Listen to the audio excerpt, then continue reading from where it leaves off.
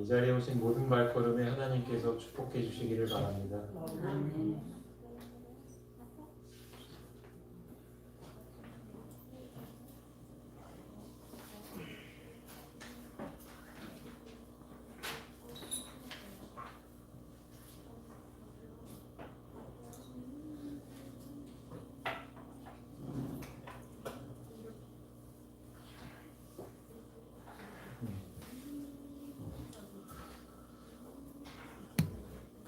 오늘은 거듭남 참된 치유라는 제목으로 말씀드리겠습니다.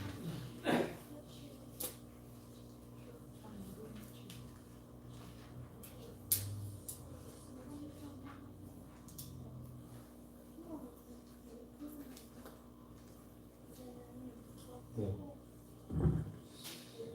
죄송합니다. 준비를 미리 해놓지 못해서 조금 시간이 걸렸습니다. 이 말씀 함께 읽어보실까요? 데살로니가전서 5장 16절로 18절입니다. 시작. 항상 기뻐하라. 쉬지 말고 기도하라. 범사에 감사하라. 이것이 그리스도 예수 안에서 너희를 향하신 하나님의 뜻이니라. 하나님께서 우리에게 원하시는 것이 무엇일까? 그것은 항상 기뻐하는 것, 언제나 감사하는 것. 하나님이 이 자리에 있는 한 분 한 분이 다 그렇게 살기를 원하십니다. 여러분의 삶도 그러하십니까? 아멘. 어떤 상황에서도요? 네, 우리는 이 말씀을 많이 들어왔고 또 읽지만 이것이 참 좋은 일인데 실제로 실천하는 일에 이제 부딪히면은 한계를 느낄 때가 있습니다. 어느 선까지는 참 기뻐할 만한데 그 선을 넘어가면은 기뻐할 수가 없는 상황들이 우리 인생에 예상치 못하게 나타납니다. 이러한 삶을 살기 위해서는 뭔가 달라져야 할 것입니다. 지금 이 상태로는 이렇게 사는 일이 좀 불가능해 보이기도 합니다. 하지만 또 하나님이 약속하신 것인데 그것이 또 거짓말일 일은 없잖아요.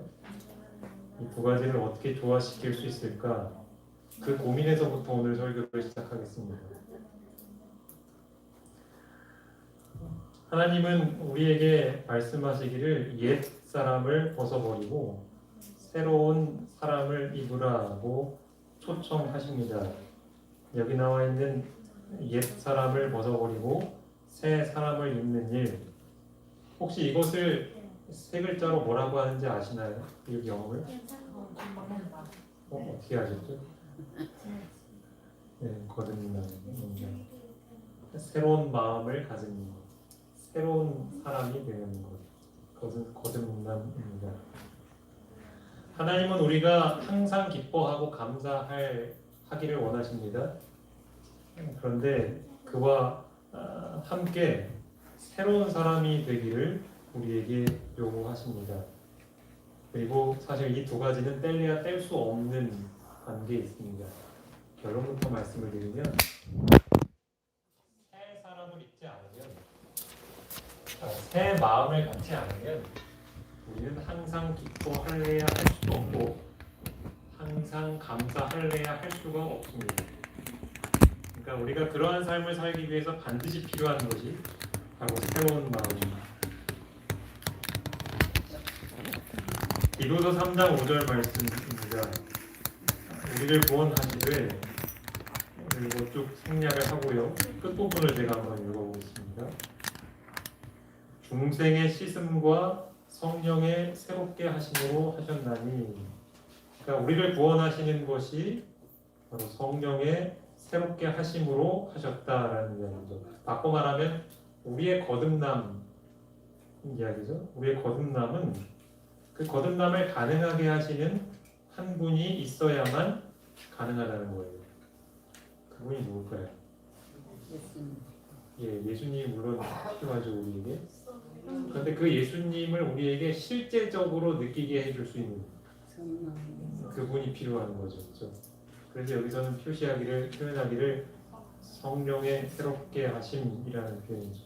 그러니까 우리가 새로운 사람이 되어야 하는데 그래야 항상 기뻐할 수 있는데 그러려면 우리에게 필요하신 분이 성령 하나님이시라는 이야기입니다. 이해가 되시죠? 저는 이 성령 하나님의 사역을 오늘 창세기 1장에서 좀 찾아보려고 합니다. 너무나 잘 아시는 말씀이죠. 창세기 1장 1절 2절 함께 좀 읽어보실까요? 태초에 시작. 태초에 하나님이 천지를 창조하시니라.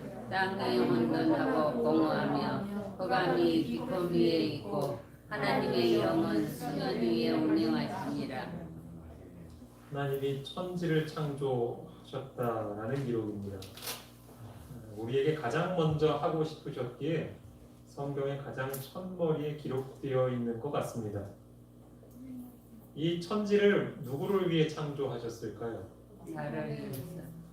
우리 사람을 위하여 창조하셨죠.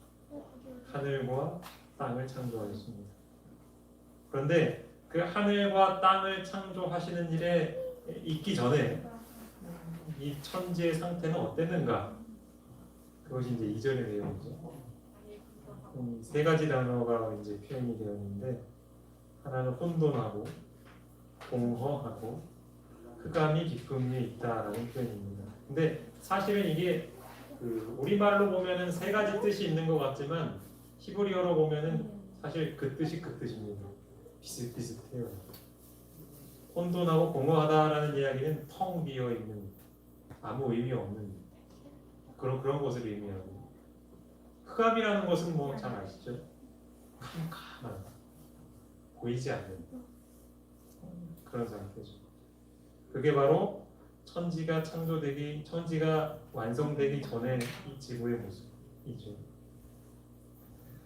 그런데 그 지구의 모습 속에서 부지런히 움직이고 계신 분이 한 분 계신데 그분이 누굴까요? 하나님의 영으로 표현된 분입니다. 이분이 누굴까요? 예, 성령이십니다.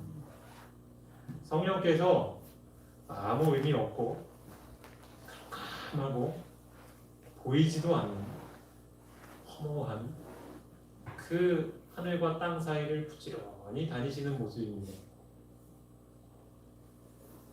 이 모습은 사실 우리가 알고 있기로는 이 지구가 만들어지기 전 모습 이렇게만 이제 생각을 하시지만 사실 이 천지가 창조되는 모습은 가만히 보면 우리가 옛 사람을 벗어버리고 새 사람이 되는 과정과 아주 비슷해요. 그래서 오늘 그것이 어떻게 유사한가를 좀 설명을 드리기 위해서 이 말씀을 보여드립니다. 성령께서 이런 캄캄한 밤이죠 물론 아직 해 빛이 없으니까 캄캄한 곳을 부지런히 다니고 계신 모습입니다. 저는 이 모습을 보면서 이 성경절이 떠올랐습니다. 전도서 12장 1절입니다.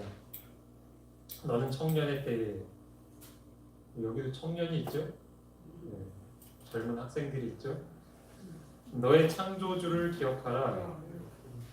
곧 곤고한 날이 이르기 전에 나는 아무 낙이 없다고 할 해들이 가깝기 전에 기억하라는 거죠. 여러분 여기 나와 있는 곤고한 날이 어떤 날인지 혹시 아세요? 예, 아무 낙이 없다고 할. 우리 어르신들 사시면서 사는 게 재미도 없고 아무 낙이 없어 뭐 이렇게 느껴보신 적이 있으신가요? 예, 저도 그런 적이 있습니다. 아이 젊은 양반이 무슨 벌써 그런 걸 생각하셨냐고 그러실지 모르겠지만 저도 나름대로 그런 적이 있습니다. 그 뒤에 보면 이제 그게 언제를 가리키는지가 나와요. 그렇죠? 흙은 여전히 땅으로 돌아가고 영은 그것을 주신 하나님께로 돌아가기 전에 이것은 너무나도 분명하게 죽음을 가리키죠. 그러니까 이 전도서의 기자는 그러니까 쉽게 얘기하면 네가 죽음이 가깝기 전에 하나님 기억해 이렇게 얘기하는 거예요. 근데 여러분 우리가 꼭 죽음이 가까울 때에만 아무 낙이 없을까? 그럴까요? 제 개인적인 삶을 봐도 그렇고요. 제 주변의 삶을 봐도 그렇고요. 꼭 그렇지 않은 것 같아요. 저보다도 어린 나이에 있는 어린이들, 청소년들도요. 아무런 낙이 없고 인생에서 의미를 찾지 못해서 방황하고 있는 친구들이 참 많습니다. 그리고 그 흑암이 너무나 짙으면 인생의 의미를 발견하지 못하면 심지어는 삶을 포기하기도 합니다. 스스로. 그래서 이 전도서의 기록은 비단 연로하신 어르신들에게만 해당되는 일이 아니라 모든 연령을 통틀어서 인생의 의미를 찾지 못해서 이리저리 방황하고 있는 우리의 마음을 표현하고 있는 것이라 할 수 있겠습니다. 그런 의미에서 볼 때 아까 봤던 창세기 1장의 그 광경이 이것과 이렇게 겹치더라고요. 너무나 비슷해요. 그렇죠? 근데 우리가 희망을 잃지 말아야 할 것은 아까 그 혼돈하고 공허하고 흑암이 깊은 그 수면 위에 누가 부지런히 다니셨어요? 하나님의 영이 다니셨죠. 우리는 그 모습을 통해서 한 가지 약속을 발견할 수 있습니다. 이 세상에서 나이가 젊든지 많든지 인생의 의미를 찾지 못하여서 마음이 곤고하고 아무 낙이 없고 의미가 없어서 괴로워하는 모든 사람들의 마음속에 누가 다니실 것이라고 알 수 있습니까? 그렇게 동일하신 하나님의 영이 다니실 것임을 우리가 확신할 수가 있습니다.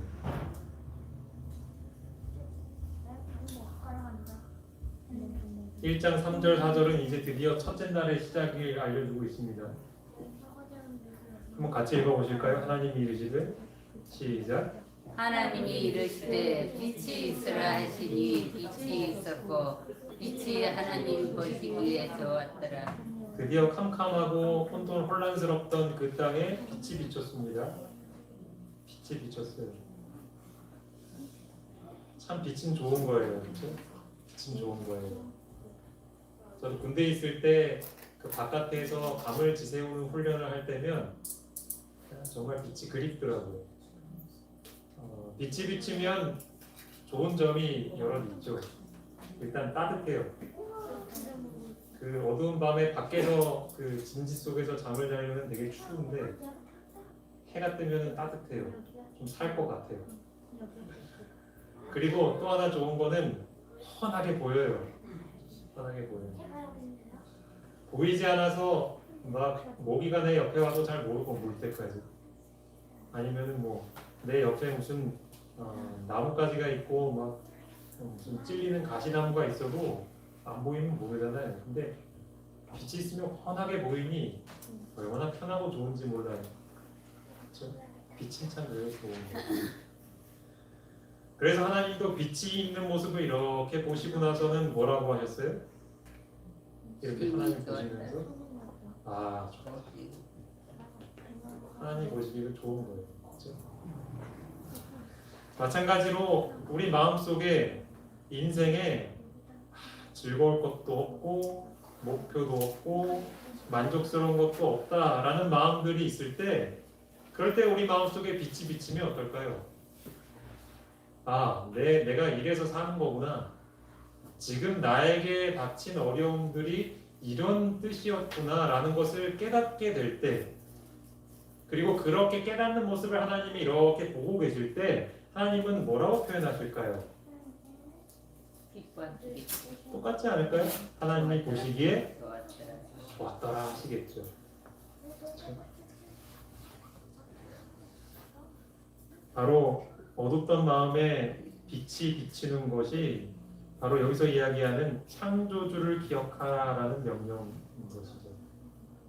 하나님에 대해서 제대로 알지 못하던 사람의 마음에 하나님이 어떤 분이신지가 깨닫게 되기 시작하는 순간 그것이 바로 흑암 속에서 빛이 비치는 것처럼 인생이 달라지는 거예요.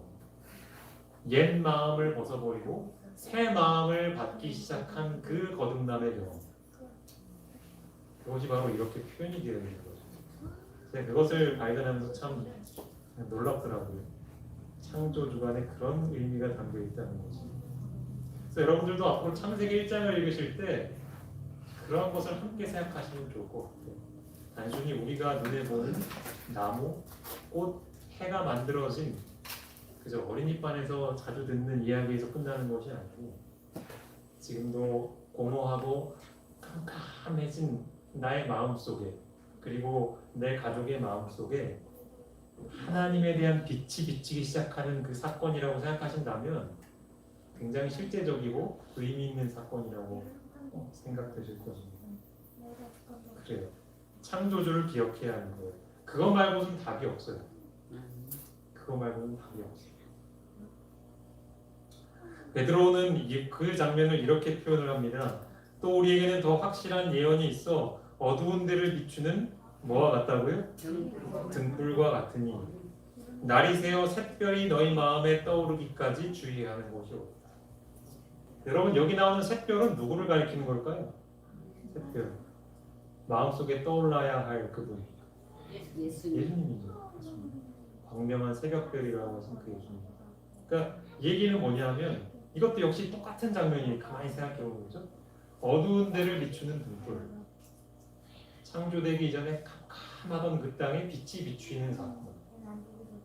하나님을 알지 못해서 마음이 공고하고 아무 의미가 없고 낙이 없었던 사람의 마음속에 이제 인생의 참 의미를 깨닫게 된 그 장면. 너무나 비슷하지 않나요? 네. 그런데 그렇게 우리 마음속에 하나님을 알지 못하던 상태에서 그분을 알게 되는 상태로 바꿔주는 그 빛이 무엇을 통해서 오냐면 더 확실한 예언을 통해서 온대잖아요. 그렇죠? 하나님 말씀을 통해서 온대잖아요. 그러니까 우리는 하나님 말씀을 읽을 때 제가 이제 학생반 아이들과 같이 성경 필사를 시작하려고 이제 오늘 책도 좀 가져오라고 했는데 단순히 그냥 이렇게 많이 쓰고 선물 받고 해서 끝나면은 그것은 요만큼밖에 의미가 없는 거예요. 물론 그것도 재미가 있긴 하겠지만 필사를 하든 통독을 하든 암송을 하든 묵상을 하든 어떤 방식으로 성경을 읽든 그 성경을 읽으면서 뭐가 떠올라야 되는 거예요? 샛별이 떠올라야 되는 거예요. 내가 몰랐던 그 예수님의 선한 품성의 빛이 내 마음속에 깨달아지고 비춰질 때야만 그게 의미가 있는 거죠. 그러니까 우리가 성경을 읽는 거죠. 그래야 우리 마음이 치유가 되는 거죠. 인생의 의미를 찾는 거예요. 그게 바로 이 빛이죠. 하나님의 영광을 아는 빛. 여러분도 이 빛을 좀 갈망하십니까? 내 마음속에 하나님의 사랑, 그 하나님이 진짜 사랑이라고 하는데 하나님은 자비하시다고 하는데 용서가 많으신 분이라고 하는데 그게 잘 느껴지지 않아서 너무나 좀 이렇게 간절한 마음이 좀 있으셔요? 그런 하나님의 성품을 좀 깊이 느끼고 싶다는 갈망이 있으십니까? 그 빛이 필요해요, 지금. 그 빛이 있어야지만 우리의 인생의 의미가 있는 거예요. 어둠 속에서 빛을 찾았던 성경의 몇 인물들을 좀 소개해 드릴까 합니다. 여기 나와 있는 성경절에 나오는 인물은 바로 하갈입니다. 하갈이 혹시 누군지 아시나요? 아브라함의 아내였던 사라, 그 사라의 종이었죠.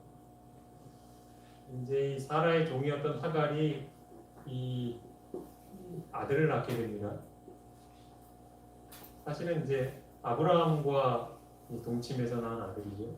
그 이름이 이스마엘.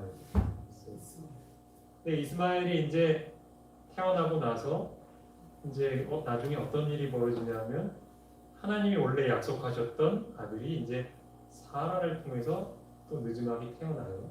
그 아들 이름이 뭐였지? 이삭이었어요.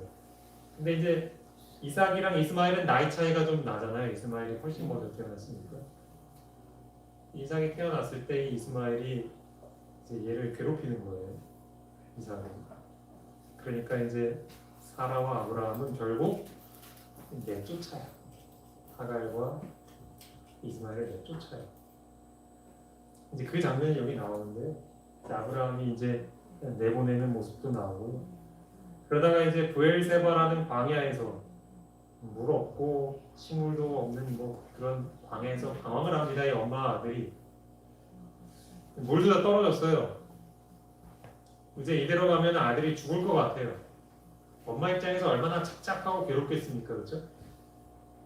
아들을 살리고 싶은데 방법이 없어요.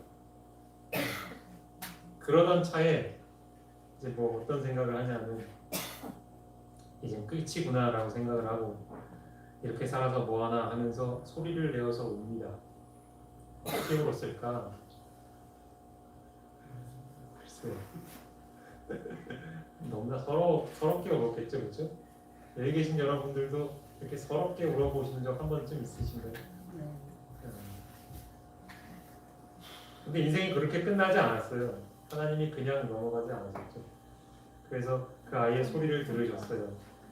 아마 그 아이도 옆에서 같이 울었나 봐요. 그 아이의 소리를 들으셨어요. 그리고 나서 하갈에게 나타나셔서 약속을 해주십니다.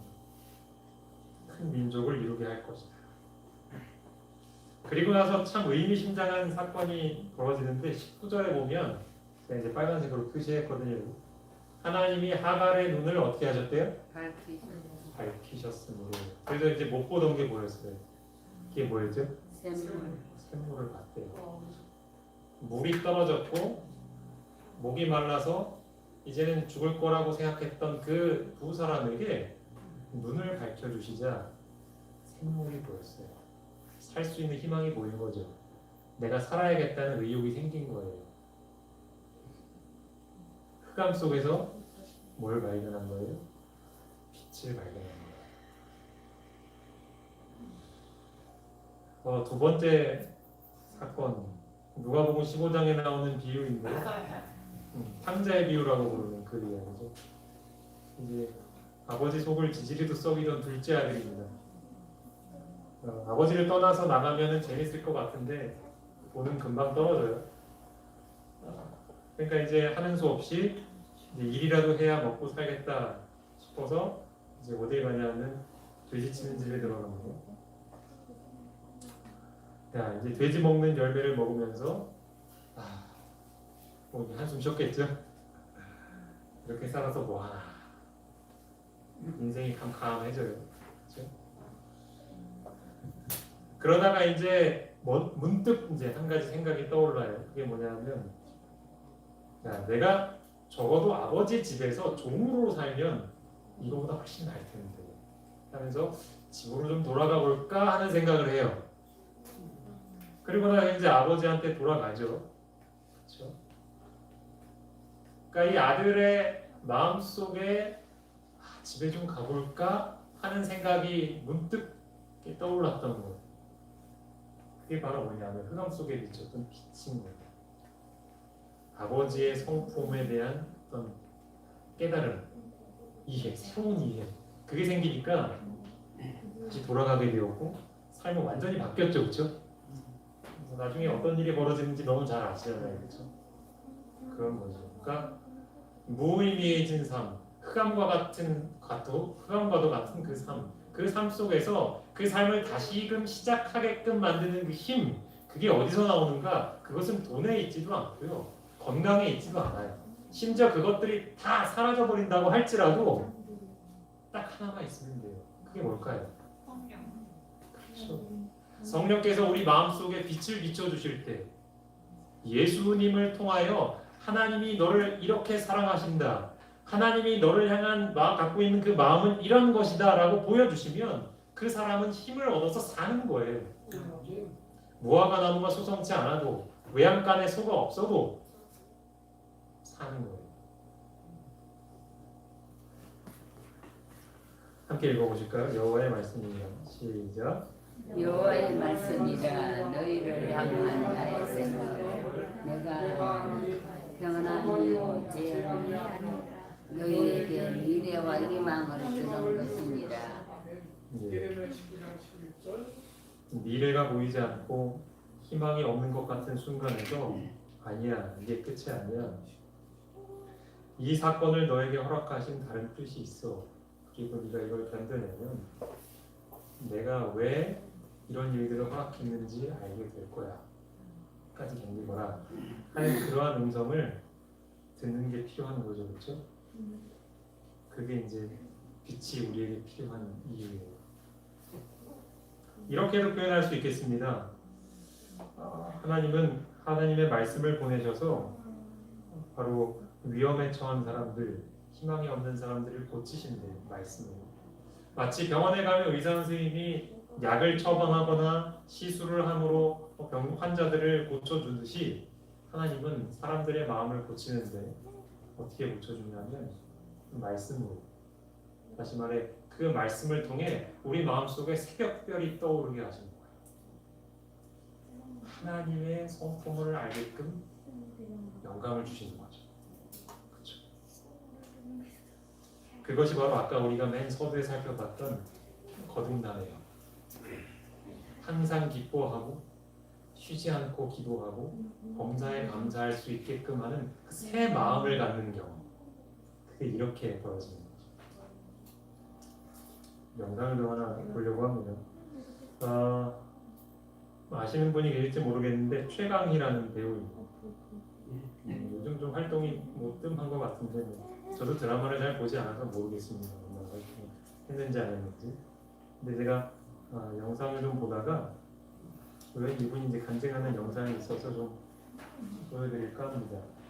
어떻게 자신의 흑암과 같은 삶 속에서 빛을 발견하였는지 그런 것들을 좀 함께 보시면 좋을 것 같아요.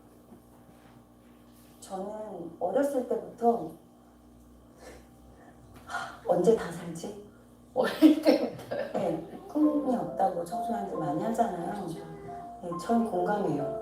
그냥 빨리 이렇게 오늘 죽나? 내일 죽나? 미남은 방구를 찍을 때 지금 돌이켜보니까 그게 우울증이에요.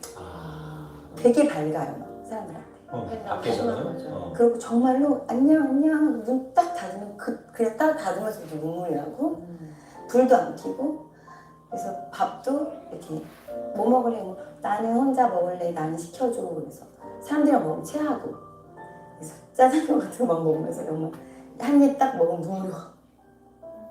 자존감이 너무 낮은데 내까지 게만 이런 게 되게 심했어요. 저 막 이거 어떻게 보이려나? 네. 막 자해 같은 것도 하고 그랬어요. 자존감이 되게 낮았는데 제 피가 또 어떤 사람은 살아나고 그냥 가는 거예요. 원활해지게 골수 기증하고 사람들이 막 너 어떻게 그런 일을 했니? 그럴수록 저는 살기 힘들어졌어요. 속은 더 기쁨은 없고 그냥 세상에 막 생각해보세요. 천사가 봉지에 술을 담아갖고 덜덜 떨면서 문 닫고 막 울고 손을 덜덜 떨면서 뭐라도 끊고 내가 좀 괜찮은 사람이고 싶은데 금연 금주 막 하루도 못해요. 예배 내용은 기억이 안 나는데 예배가 끝나고 기도를 하는데 사람들이 엄청 뜨겁게 통성으로 기도를 하는 것 같아요. 근데 제가 갑자기 눈물이 팍 터진 거예요. 그래서 이랬어요. 살려주세요. 살려주세요. 근데 그게 진짜였어요. 자존심이 확 내려가서 살려주세요. 근데 그게 잘 도착한 것 같아요. 그렇게 작게 신음했는데도 불구하고 네. 그러고 제가 그렇게 얘기했던 것 같아요. 속으로 기도를 했는지 모르겠어요. 저는 의지 박약인 거 아시죠? 의지 박약이잖아요. 이렇게 만드셨잖아요. 아무것도 끊을 수 없고 나는 이렇다. 도와주세요. 했는데 일단 일 정도로 했어요. 제가 못 끊는 건 아니까 그런 생각을 해본 거예요. 몇 번 시도했다가 내가 이게 좋아서 하는 게 아니라 괜히 한다. 그래서 담배 같은 경우는 괜히는 안 펴야지. 괜히는 안 필게요. 근데 피고 싶으면 필게요. 술 괜히는 안 먹을게요. 근데 정말 먹고 싶으면 먹을게요. 그렇게 했어요. 그리고 몇 번은 먹고 했는데 나중에는 먹으려도 괜히 먹는 것 같다. 어. 조금 이따 좀 더 먹고 싶으면 먹어야지. 또 이따 또 괜히 먹는 것 같아. 괜히 비는 것 같아. 이렇게 있는데 세상에 그게 끊긴 거예요. 예수님, 제가 만난 예수님은 자유예요. 그리고 그게 세상의 어떤 자유보다 제가 진짜 자유라고 생각했던 모든 행동들을 해봤을 때 세상의 자유는 저를 진짜 자유롭게 하지 못했어요. 찝찝하고 다음에 수습해야 되고 결국 내가 점점 더 죽어갔는데 그 진짜 자유를 한번 맛보셨으면 좋겠어요. 제가 만난 예수님은 여러분이 만나기를 기도할게요. 저는 네. 그 배우라는 타이틀이 되게 그럴듯하잖아요. 사람들이 되게 칭찬해주고 상도 받고 뭐 그런 상황이었지만 실상은 그렇지 않았어요. 어린 시절부터 인생의 낙을 느끼지 못한, 아까 어린아이 시절부터 그랬거든요. 배우가 되니까 이제 자신의 어떤 내향적인 성격과는 정반대의 일들을 해야 하고 뭐 그런 과정 속에서 그 스트레스를 이겨내기 위해 술과 담배를 이렇게 하는데 뭐 자해까지도 하고. 근데 그런 와중에 성령의 역사로 이 새로운 마음을 갖게 되었을 때 아까 그랬잖아요. 괜히 하는 것 같아 막 그러면서 이제 끊게 되는 그런 일이죠.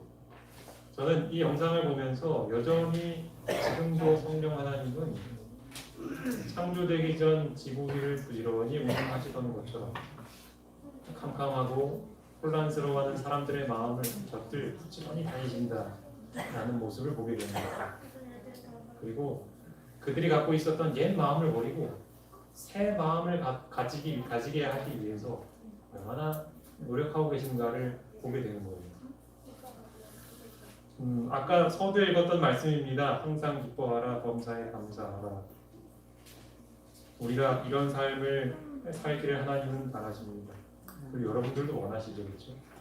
그런데 정말 우리가 원한다면, 그래서 우리 안에서 성령께서 우리 안에 이런 새 마음을 갖기를 원하신다면 우리에게도 해야 할 몫이 있어요. 그거에 대해서 좀 말씀을 드리고 말씀을 마무리할까 합니다. 함께 읽어보실까요? 시작. 성령을 소멸하지만요 예언을 멸시하지 말고 범사에 하려 좋은 것을 취하고 악은 어떤 모양이라도 버리라. 이 말씀은요 아까 나왔던 이 말씀 바로 뒤에 나오는 말씀입니다. 전에는 제가 이 부분을 읽어도 이런 생각이 전혀 안 들었는데 말씀을 준비하면서 이것이었구나 하는 생각이 들더라고요. 그러니까 우리가 항상 기뻐하고 감사하기 위해서는 새 마음이 필요해요. 그러니까 말씀드린 것처럼 성령 하나님께서 우리 안에서 그 일을 하고 계셔야 가능한 거죠. 그러니까 당연히 우리가 해야 할 일은 뭐냐면 그 성령께서 우리 안에서 그 일을 행하실 수 있는데 방해되는 일을 하면 안 돼요. 성령을 소멸하는 것. 성령 하나님이 싫어하실 만한 일들을 피해야 하는 것. 예언을 멸시하지 말라는 것. 아까 우리가 봤잖아요, 그렇죠? 우리가 예언을 조용히 묵상하면서 읽으면서 우리 마음속에 샛별이 떠오르기까지 하라 그런 말씀 읽었잖아요, 그렇죠? 그러니까 우리가 그 빛을 볼 수 있게끔 하는 소중한 통로가 바로 예언이란 말이에요. 근데 우리가 이 예언을 멸시하면 별거 아니야라고 생각하고 성경을 멀리하면 내가 스스로 성경을 연구하고 이것을 통해서 예수님을 좀 발견해야지 라는 아무런 의지 없이 그냥 하루하루를 보낸다면 그것은 예언을 멸시하는 거죠. 그리고 마지막으로 악은 어떤 모양이라도 보라. 그냥 하나님은 악과 함께 계실 수는 없잖아요. 오늘 하나님께서 우리에게 주시는 이 권면을 마음속에 진지하게 생각하시고 받아들이게 되시기를 간절히 바랍니다. 하나님은 이 자리에 계신 여러분 한 분 한 분이 모두 이러한 새 마음을 갖기를 바라십니다. 어떠한 상황이 와도 항상 기뻐하고 감사하는 삶을 살기를 바라십니다. 그러기 위해서 우리에게 필요한 것은 새 마음이잖아요. 성령 하나님 우리 속에 역사하셔야 되잖아요. 그러려면 우리가 이렇게 살아야 한다는 거 다시 한번 마음에 명심하시고 하나님이 주신 부디 이 축복의 기회를 놓치지 않으시는 모든 교우님이 되시기를 진심으로 바라면서 말씀 마치겠습니다. 이제 기도하겠습니다. 우리를 사랑하시는 아버지 하나님, 우리에게 성령 하나님을 약속해 주셔서 너무나 감사합니다. 우리가 알지도 못했고 우리가 요구하지도 않았지만 주님께서는 우리에게 너무나도 필요한 선물을 주셨습니다. 이제 우리가 해야 할 차례이겠지요. 우리에게 너무나도 필요한 그 새 마음을 허락하여 주시옵소서. 주님만 있어도, 하나님만 이해해도 기쁘고 활력 있는 그 삶을 경험할 수 있도록 도와주시옵소서. 성령 하나님을 우리 마음속에 모시기 위하여 힘쓸 수 있도록 도와주시고, 예언을 멸시하지 않게 도와주시고, 하나님께서 원하시지 않는 그 모든 악들을 기꺼이 내려놓고자 선택하고 주님께 겸손히 능력을 구하는 그 모든 봉평교회 교우님들 될 수 있도록 축복하여 주시옵소서. 예수 그리스도의 이름으로 간절히 기도합니다.